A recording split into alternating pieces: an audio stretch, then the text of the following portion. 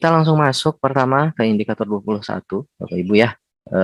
Penerapan manajemen resiko atau manajemen resiko sendiri secara definisi, tentunya Bapak Ibu juga sudah cukup familiar ya, bahwa ini merupakan satu proses untuk menentukan tindakan terbaik atas resiko-resiko SPBE. Seperti itu. Nah, resiko SPBE itu apa? Resiko SPBE itu adalah peluang terjadinya satu peristiwa yang akan mempengaruhi keberhasilan pencapaian tujuan dari SPBE itu sendiri. Seperti itu. Ini manajemen resiko. Jadi resiko-resiko yang ada dalam lingkup SPBE. Untuk ruang lingkup apa saja yang dibahas pada manajemen resiko ini? Pertama tadi ya Bapak Ibu, untuk masuk ke level 2 paling tidak itu harus dilakukan sesuai dengan perencanaan. Nah, untuk perencanaan ini di sini kita sepakati bahwa perencanaan itu berupa peta rencana SPBE. Seperti itu. Nah, sehingga di sini proses manajemen resiko itu perlu dituangkan pada peta rencana SPBE. Kemudian selanjutnya, selain sesuai dengan peta rencana, proses manajemen risiko juga harus dilaksanakan berdasarkan pedoman manajemen risiko. Ya, jadi ada dua hal nih Bapak Ibu ya. Pertama ada peta rencana, yang kedua adalah pedoman manajemen risiko. Seperti itu. Nah, pedoman manajemen risiko kita dapat di mana? Nah, nanti kita akan lihat ya Bapak Ibu ya. Baik, sebelumnya berikutnya kita akan lihat prosesnya. Nah, atau muatannya, muatan atau prosesnya Bapak Ibu ya. Nah, di sini diantaranya ada identifikasi, analisis, pengendalian, pemantauan, dan evaluasi terhadap resiko SPBE. Seperti itu. Dan skala penerapannya bisa sebagian atau seluruh unit kerja. Itu, dan di sini kami merekomendasikan untuk Bapak Ibu bisa membentuk satu tim di dalam bentuk komite manajemen resiko, Bapak Ibu, komite manajemen resiko, dan juga unit pengelola resiko serta unit kepatuhan resiko. Berikutnya, tools yang digunakan di dalam proses manajemen resiko ini nanti dapat Bapak Ibu temukan pada pedoman manajemen resiko SPBE, Permenpan yang dibuat disusun oleh teman-teman dari Permenpan RB nomor 5 tahun 2020, dari Pan RB tahun 5, dari Pan RB dalam bentuk peraturan Menteri Pan RB nomor 5 tahun 2020. Seperti itu Bapak Ibu. Nah, jadi tadi pedoman manajemen risiko itu apa? Nah, pedoman manajemen risiko itu kita ambil dari Permenpan RB 5 2020. Seperti itu. Resiko SPBE yang diidentifikasi menjadi dasar pengendalian keamanan informasi. Nanti resiko-resiko yang berhasil diidentifikasi melalui proses manajemen Bapak Ibu sekalian, ini kemudian dijadikan input sebagai bahan pengelolaan manajemen keamanan informasi. Seperti itu Bapak Ibu. Dan kita akan lihat nih, tadi kan kita baru lihat proses, ada identifikasi, analisis, dan seterusnya ya. Kemudian ada skalanya. Nah, kemudian muatannya atau hal-hal yang menjadi concern kita di dalam manajemen risiko. Nah, ini ada referensi Bapak Ibu. Nah, itu apa? Nah, di sini ya.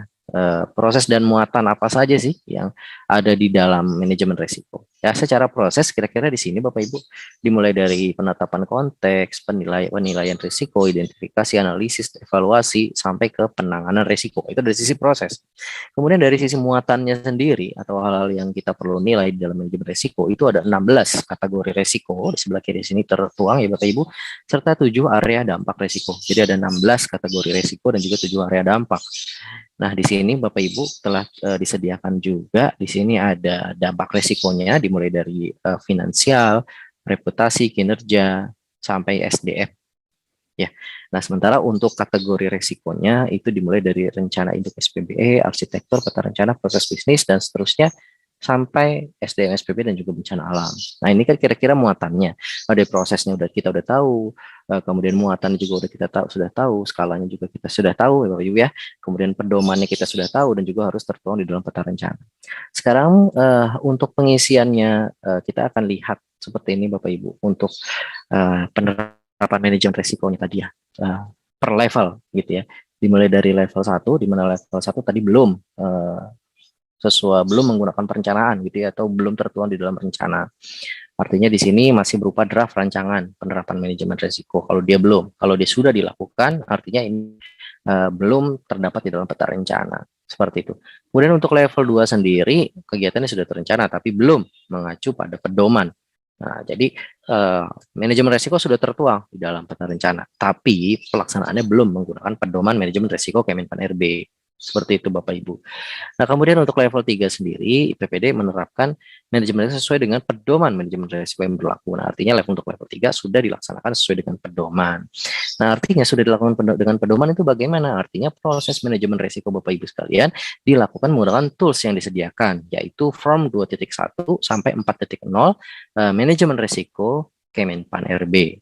Ya, nanti untuk formulirnya Bapak Ibu sekalian bisa berkonsultasi dengan kawan-kawan dari Kemenpan RB itu seperti apa. Nah, kita akan lihat contohnya. Oke, sebelumnya kita lihat ke level 4 terlebih dahulu ya Bapak Ibu ya. Di mana untuk level 4 ini IPPD telah menyusun kebijakan strategis manajemen risiko yang ditetapkan oleh Komite Manajemen Risiko. Nah, ini kan makanya saling berkaitan nih Bapak Ibu. Jadi tadi kita dorong Bapak Ibu untuk membentuk Komite Manajemen Risiko SPBE gitu ya. Ya, mungkin bisa juga dalam tim koordinasi SPB seperti itu. Kemudian nanti Bapak Ibu bisa menyusun kebijakan strategis manajemen risiko. Nah, kebijakan strategis manajemen risiko itu contohnya apa sih? Nah, contohnya misalkan di sini kita berikan salah satu contoh Bapak Ibu.